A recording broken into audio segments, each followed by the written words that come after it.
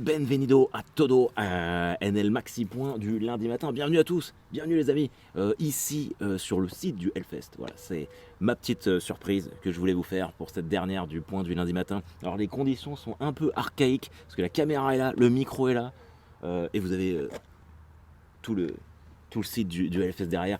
Voilà, j'avais envie de marquer le coup pour cette dernière du point du lundi matin. Attendez, je pousse mon sac, c'est un peu la merde ici, parce que j'aurais quand même que vous profitiez du site si vous regardez la vidéo. Si vous êtes en audio, sachez que la vidéo sera disponible sur ma chaîne YouTube. Là, j'adore cet endroit, À chaque fois que je viens, de toute façon, je le dis dans chaque point du lundi matin. C'est un bonheur immense.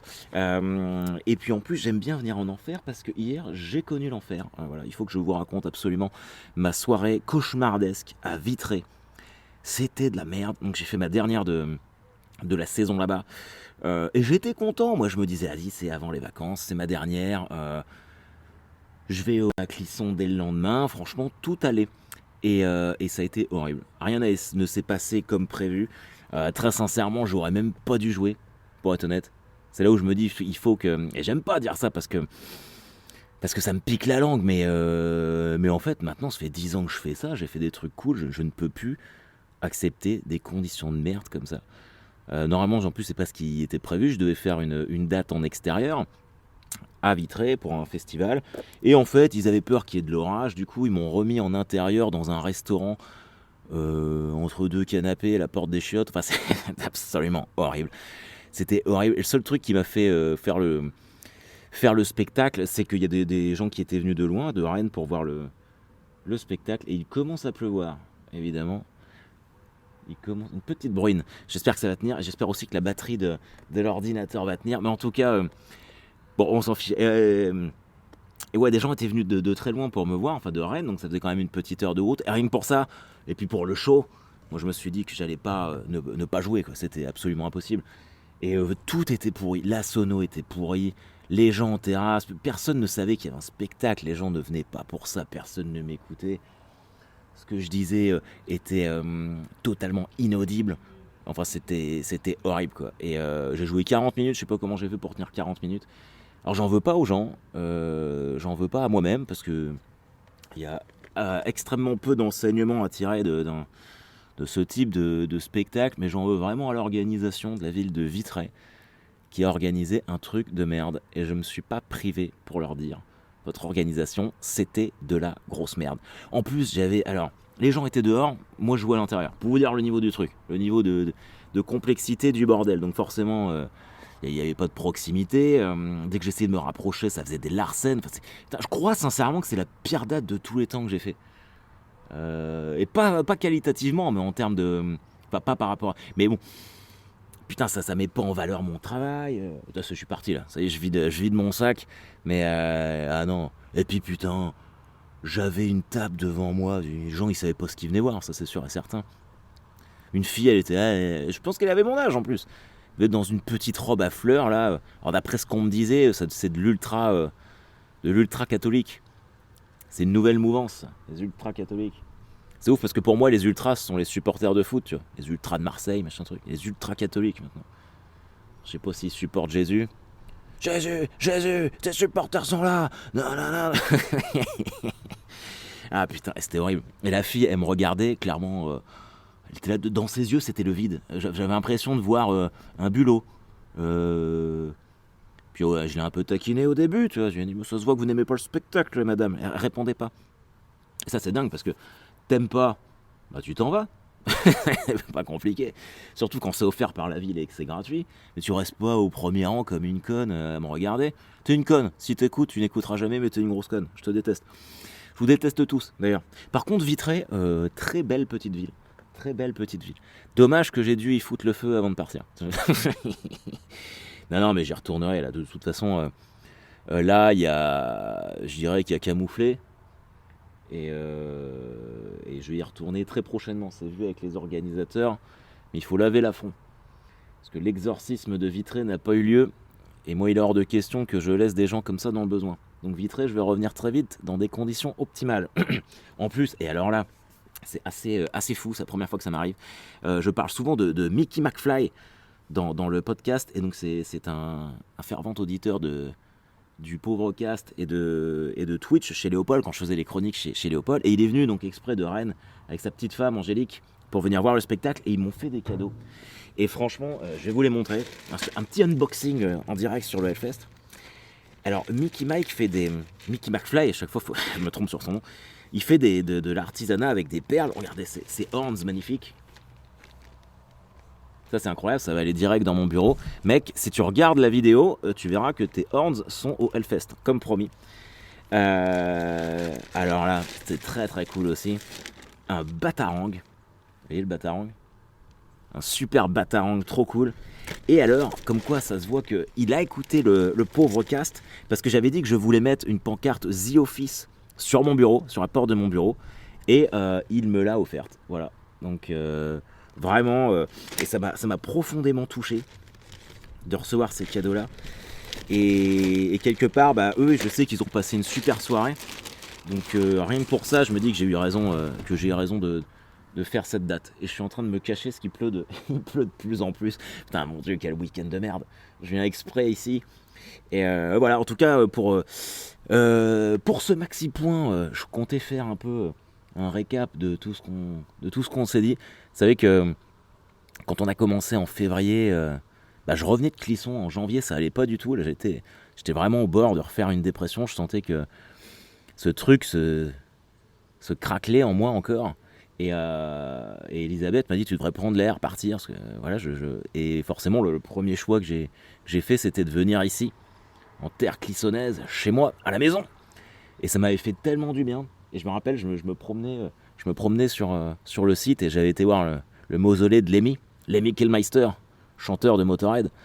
Et j'avais fait ma petite prière au dieu du métal. Alors putain, il me faut un truc là, faut que vous m'aidiez parce que ça va pas du tout. Et bizarrement, à la suite de ça, quand je suis rentré chez moi, ça allait mieux. C'est que dans ma tête, hein, moi je suis totalement athée, vous savez. Ça allait beaucoup mieux. Et après, il y a tout un tas de trucs cool qui me sont arrivés. L'invitation chez Ruquier pour la télé, l'enchaînement avec les grosses têtes. Mon agent m'a trouvé des rôles, j'ai repris les spectacles. Et quelque part, j'ai envie de me dire que c'est un petit peu grâce à Lémi et aussi du Hellfest. C'est pour ça aussi que je venais là, tu vois, pour le remercier, parce que finalement, entre janvier et puis là, mi-juillet, ça s'est plutôt bien goupillé pour moi. Et là, je me plains pour Vitré, mais franchement, il y a des trucs 1000 fois pires dans la vie. En plus, j'étais très bien payé. Je me disais, voilà, tu fais 40 minutes à raconter des blagues dans des conditions horribles. Il y a des putes qui se font défoncer le huc pendant une nuit entière et repartent juste avec 50 euros. Donc voilà, il y a pire que toi dans la vie. Et puis voilà, j'ai la chance de pouvoir faire ce que j'aime, que vous soyez de plus en plus nombreux à écouter ce point du lundi matin. Et franchement, c'est cool. Et j'espère vraiment que pour vous, ça l'a fait aussi cette année. Moi, j'ai été, comme je vous dis, vraiment, votre soutien, tous les messages, c'est vraiment très important pour moi. Et là, je fais ce petit break parce que je pars en vacances, mais j'espère vite le reprendre parce que c'est un moyen qu'on a d'échanger, que vous soyez au Mexique, ou à Paris, ou à Rennes, ou je sais pas quoi, ou à Limoges, vous venez de partout, et même de Belgique aussi. Et là, maintenant, je rencontre de plus en plus de gens qui écoutent le podcast en tournée, et c'était incroyable. Et Mickey McFly, par exemple, c'est quelqu'un qui est régulier, qui commande, tout ça. Je l'avais jamais, on s'était jamais rencontré en vrai. Et alors, je suis bien désolé pour lui qu'il ait vu le spectacle dans des conditions pareilles, mais c'est pour ça que je leur ai mis des invitations pour venir me voir à Rennes, au Bacchus, dans un vrai théâtre, en janvier prochain. Mais ouais, je me dis, je pense qu'on est une petite communauté. Peut-être qu'il faudrait que je fasse un Discord. Une communauté d'entre nous, du point du lundi matin, où on peut tous parler, échanger sur des trucs. Oh putain, faut que je vous raconte l'histoire de la fibre. Alors, j'ai toujours pas internet chez moi. Orange, c'est terminé, je suis parti chez SFR. Les mecs sont venus jeudi. Et le gars passe 2 heures dans la rue, puis il frappe à ma porte. Il me dit, bon vous voyez, il faut que je vous raccorde à cette plaque-là. Là. Il y a une plaque qu'il faut soulever dans le sol pour raccorder. Je fais laquelle? Il fait, vous voyez la voiture qui est garée dessus? Et c'est cette plaque-là. Je dis, oh putain, non. Il fait, ouais, moi la voiture, je sais pas qui elle est, personne peut la bouger, donc je peux pas soulever la plaque, donc je peux pas vous installer la fibre. Bon, là direct, j'ai eu envie de péter les plombs encore une fois. Et ils reviennent le lendemain. Tu vois, les mecs assez réactifs chez SFR quand même, je dois le dire, assez réactifs. Et un autre gars vient et il me fait ah mais non mais en fait on peut pas vous raccorder à la fibre. Je fais comment ça, tous mes voisins l'ont. Et en fait moi j'habite sur une fourche entre deux rues. Et apparemment il y a des histoires d'adresses, machin truc et tout. Et moi j'ai pas de point de raccordement et de branchement. Donc le mec m'a dit qu'il avait fait une demande auprès de la société qui s'occupait de ça. Bon le gars était honnête, il me fait je vais pas vous mentir, on est mi-juillet, ça va pas être fait tout de suite. Du coup j'ai l'ADSL. Voilà, Et le pire, c'est que je suis content qu'il m'ait installé la DSL. Enfin, je l'ai mardi. Alors, maintenant, je m'engage sur rien. Et le mec, il me fait, bah, vous aurez quand même 8 mégabits. Ah bah oui, ça va me changer de mes 1 giga de débit quand j'avais la fibre. Donc voilà, du coup, je ne sais pas comment je posterai ce podcast lundi, mais n'inquiétez pas, je trouverai bien une solution. Et puis voilà, et entre-temps, on a enregistré un pauvre cast classique avec Fred sur Kaamelott, que j'ai été voir mercredi. Je vous invite à l'écouter. Je vais pas redébriefer les 40 minutes qu'on a débriefé entièrement sur Kaamelott, mais très cool. Très cool. Et surtout, putain, j'ai failli pas pouvoir rentrer. J'ai fait mes 2 injections. Mais maintenant, c'est à 2 injections plus 7 jours. Sauf que mercredi, moi, ça faisait 6 jours. Donc je suis allé faire un test PCR le lundi, pour avoir un test négatif de 48 heures. Je le montre au mec de la sécurité. Un mec plutôt basique, disons-le. Et il regarde, il fait ah ça fait 48 heures, puis il regarde l'heure, il fait ah bah mais vous l'avez fait à 13h, et 19h, je peux pas vous laisser rentrer. Alors là, grand Dieu, je suis monté sur les chapeaux de roue les amis. Je veux dire que j'ai pété les plombs là, parce que ça me saoulait vraiment leur histoire de passe sanitaire à la con là. Et en fait, donc je gueulais tellement que le responsable est venu. Je lui ai expliqué, je lui ai écouté, je suis désolé de m'emporter comme ça, mais j'ai fait mes 2 injections, j'ai un masque, j'ai fait mon test PCR, on vient me casser les couilles là pour 3 heures, moi je vais aller voir Kaamelott, bordel de merde. Et bon, finalement, ils m'ont laissé rentrer, le mec était non, mais mon collègue ne fait que respecter les consignes. Putain, respecter les consignes, mais non, faut arrêter d'être con surtout. J'espère qu'on va pas trop vous faire chier avec l'histoire du pass sanitaire. Il y a du vent, j'espère que ça s'entend pas trop aussi. Je suis désolé les amis, je voulais vraiment vous faire un truc super cool. Je pensais qu'il ferait beau, vu qu'il fait beau depuis 15 jours. Et je débarque le jour où c'est un peu pourri. Donc voilà. En tout cas, donc Kaamelott, très cool, je sais pas. Tiens, dites-moi ce que vous en avez pensé. On peut en parler. Ça serait sympathique. Et ouais, c'est... Le mec, c'est un génie, Alexandre Astier. Moi, je suis persuadé de ça. On a beaucoup de chance de l'avoir. Et la musique est incroyable dans le film. Il y a une part très importante pour la musique. C'est fou. Limite, j'ai envie de m'acheter le soundtrack de ça. Et puis, je suis tellement content d'être là. Ça me fait tellement plaisir. J'aurais dû prendre mes chaussures pour aller me faire un jogging. J'aime bien me faire un jogging sur le site quand j'y suis. Je regarde s'il y a personne. Je sais pas pourquoi d'ailleurs. J'ai l'impression de sortir de prison. Je me cache. Et puis voilà, j'ai hâte de revenir. Je fais le trail des 3 provinces ici, en septembre. Donc je serai encore dans le coin. Surtout si vous êtes là. Parce que c'est vrai que j'avais prévenu personne parce que c'était une surprise. Mais vous me dites. Et moi, on se voit et on papote, on boit des coups. Tiens, hier d'ailleurs, j'ai bu de la bière du Hellfest. D'ailleurs, j'ai bu trop de bière du Hellfest. Et je pense que c'est... quand je suis chafouin, j'ai tendance à dégommer de la pinte. Surtout quand je suis en bonne compagnie. Là, je crois que je vais me faire un petit mois de sobriété. En juillet, j'ai trop teasé. J'ai été invité partout. Il y avait trop de... Ouais. Moi, j'essaye de me fixer une règle. Pas plus de 3 fois par semaine. Donc à peu près vendredi, samedi, dimanche. Tu vois. Mais là, comme je joue en semaine, et puis c'est compliqué, parce que les gens, ils viennent me voir, ils veulent boire des coups. Si je dis non, enfin, j'ai pas envie de dire non. donc là, c'est bien qu'il y ait un petit break. Mon foie va me remercier. Après, l'été, c'est toujours plus compliqué de pas prendre l'apéro quand il fait beau. Du coup, là, il fait un temps dégueulasse, ça va peut-être nous aider. Vous vous rendez compte, les amis, que là, l'année prochaine, je serai là pour voir Korn. Korn, ça va être incroyable. Putain, j'aimerais tellement aller les voir backstage là. Mais je sais pas comment je peux me démerder pour faire ça. Mais vous avez vu, c'est pour ça que je vous dis toujours, enfin je vous file pas de leçons, mais je vous dis toujours que on sait jamais ce qui peut arriver.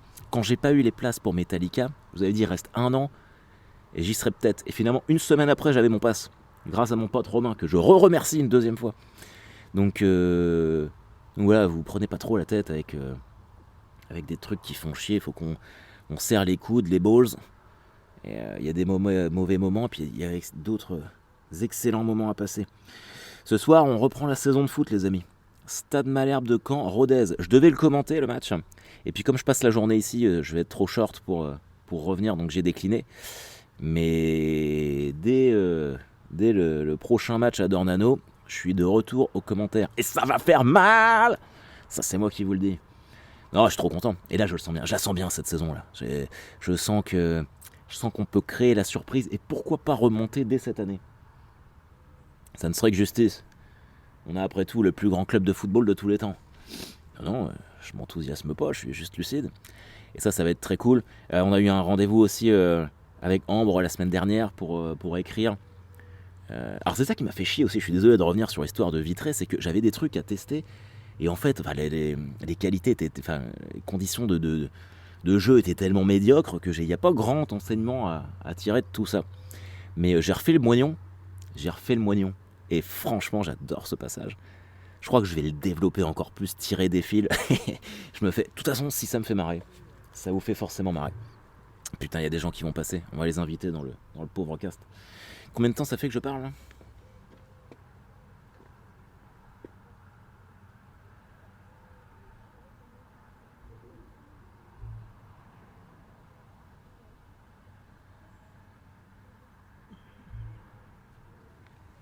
Ah, 16 minutes. Je suis parti ailleurs. Bon, voilà. 16 minutes. Finalement, je voulais faire un point qui reprend un petit peu tout ce qu'on s'est dit cette année. Et je me rends compte que, en fait, je me répète. Je me répète de ouf. Non, je crois que je vais juste vous souhaiter de bonnes vacances, les amis. Juste vous souhaiter de bonnes vacances, de bien vous reposer. Moi, je sais que je vais essayer de décrocher un peu, mais c'est toujours très compliqué. Mais surtout, je me fixe de gros objectifs pour l'année prochaine. Alors, en général, quand je dis ça, c'est toujours des années de merde. Mais là, ça progresse d'année en année. Et j'ai envie d'aller toujours plus haut, plus fort, plus vite. Nanana, à l'extrême limite. Vous regardez cette série-là Astrid Veillon dans Extrême Limite. Incroyable.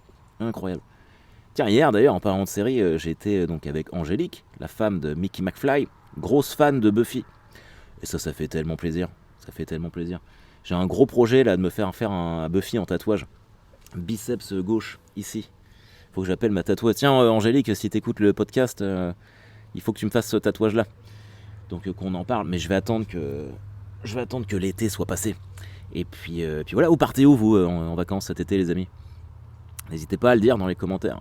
Moi, je serai du côté de la Dordogne, comme tous les ans. Et ça va être très très cool. J'ai hâte de partir, passer un petit peu de temps en famille. Avec le dude, avec Lolo. Je suis tellement content là d'avoir mon étiquette The Office pour mettre sur mon bureau. Parce qu'en plus je disais ça, mais j'avais même pas pris le temps de le chercher. Donc, et que ça soit offert par quelqu'un qui aime mon travail, c'est vraiment très cool. Très cool. Donc voilà, bon. Les petits gars, les petites moules. Oh là là, ça va pas. Mes amis IES, je vous dis à très très vite. Je vous souhaite de passer d'excellents. Qu'est-ce qu'on pourrait faire quand même ? Ça me fait chier d'être là et de vous quitter comme ça. Mais comme il pleut, je peux pas trop sortir le matos. Et puis vous voyez où je me suis mis. Attendez, je vous montre quand même. Regardez, je me suis mis là. Voilà. Donc je suis accoudé au bar. Je peux vous faire un petit coup de Hellfest. Attendez, faut aller voir la vidéo du coup. Là, je quitte un peu le micro. Ok ?